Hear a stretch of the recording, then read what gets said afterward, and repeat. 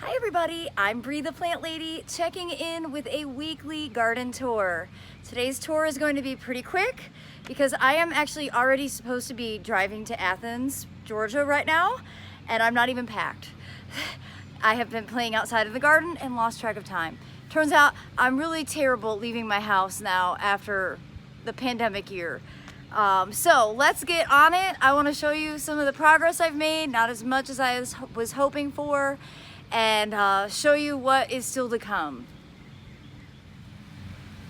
Well, I've been harvesting garlic. I have a new video to post about that. And I have gotten one bed replanted for the summer season, and it looks so neat and tidy, and I'm very anxious to get all the crazy seed harvested, but we've been having a ton of rain. I'm not complaining. None of it's ripe yet. You see this larkspur? It's still green. That actually has to turn brown. The seeds will be black when they're ready to be harvested. Here's one that's starting to get a little bit more mature, but not quite ready. Now over here, yesterday I realized that I had some big, beautiful crinums that were getting swallowed by phlox, and I went to town to fix that.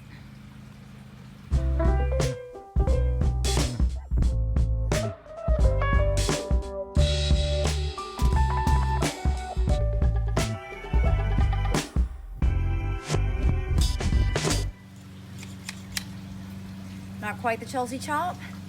I call this Bree taking her frustrations out on a semi-invasive native plant known as Phlox pediculata. I know, those are fighting words, but this bed is completely invaded by it. I didn't even plant it. It came in on the root of the Prunus mume that I transplanted. And it's totally unacceptable behavior, but I am not ambitious enough to dig it out. So, cutting its head off.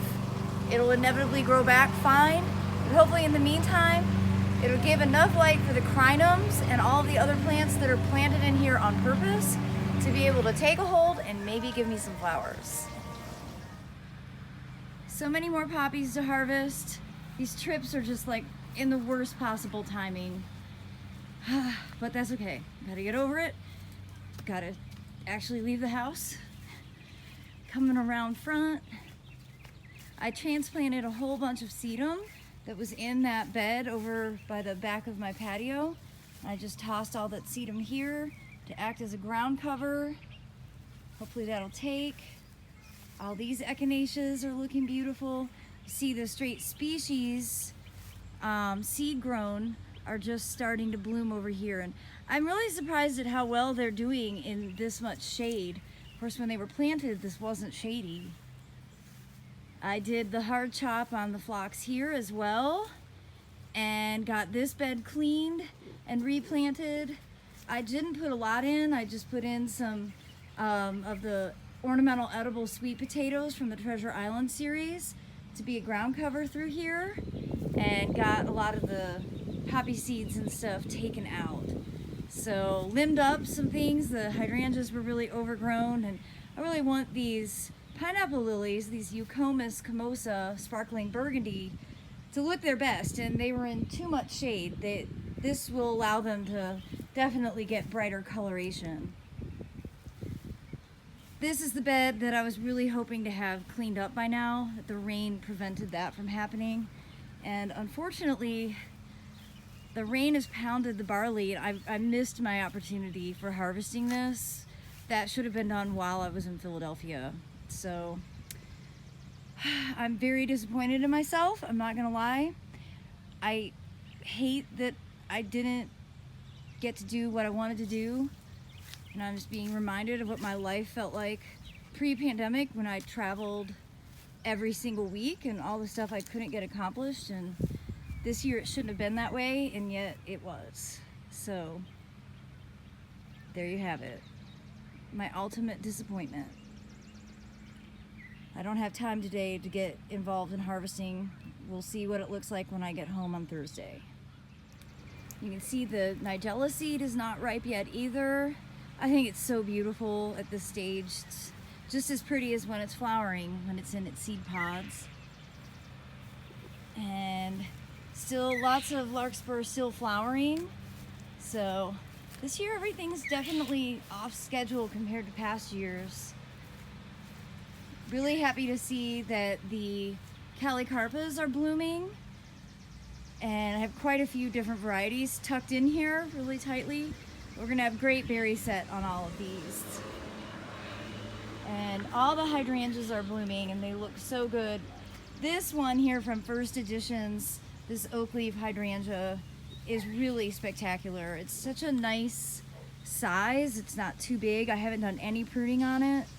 And it's here at the base of this water oak where it really doesn't get a lot of supplemental water. It's just thriving. The lunaria isn't quite ripe yet. Just starting. You can see here where it's turning brown. That is the stage. Probably another 2 weeks of hot weather. And all this larkspur not quite ready. You can see here the seed is starting to show, so that could be harvested. Travel is going to make it so that I have less control over all of this situation. Oh, you guys, I can't believe how much anxiety I have about having to leave the house. Whew, I don't know how I used to do this every week. In this bed, I just got these sun golds planted. They've been in a 1 gallon pot. Look, there's some ripe fruit. I'm definitely going to harvest those right now. Yep. They're so good.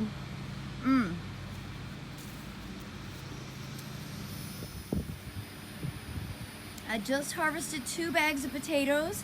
I have a video to show you the yield on that. And I got those 2 bags replaced with my favorite tomato cream sausage.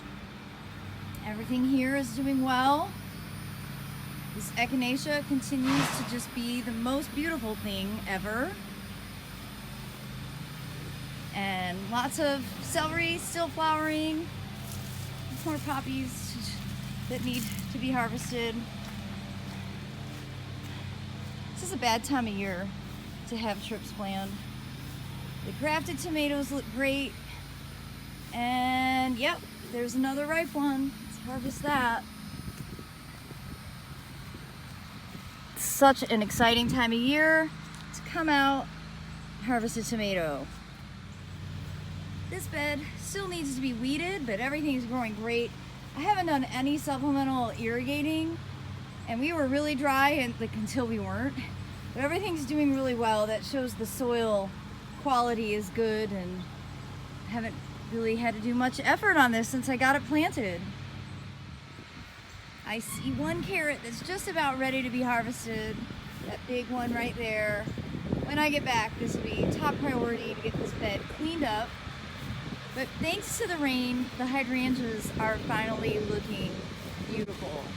And so here's one hydrangea Macrophylla nigra. That's because it has these dark stems. It's an old variety. And it was looking terrible. You see the ugly foliage, that's from the late frost that we had. But it's pushed out some new growth and it looks much, much better. And we have lots of other hydrangeas that are flowering. And I didn't realize I've amassed so many in my collection, but I have. And miraculously, the deer have not been eating them to nothing. So some are blooming better than others. That late frost definitely impacted things. But here we have another old-fashioned variety, Nico Blue. And it's doing wonderfully. Behind that, cultivar I don't remember the name of, but maybe somebody else knows it. Big, big, beautiful flowers. Behind there is a variegated one that has a Japanese name. I know I have labels, but I don't have time to look right now. And behind that is the grove of Amorphophallus konjac, which are starting to push out their vegetation. All of that, and look at this huge seed pod. Isn't that so amazing? That crazy stinky flower now morphs into that with all of this vegetation. It's a really cool thing. Well, I'm sorry to rush you through the garden today, but I hope you've enjoyed the tour.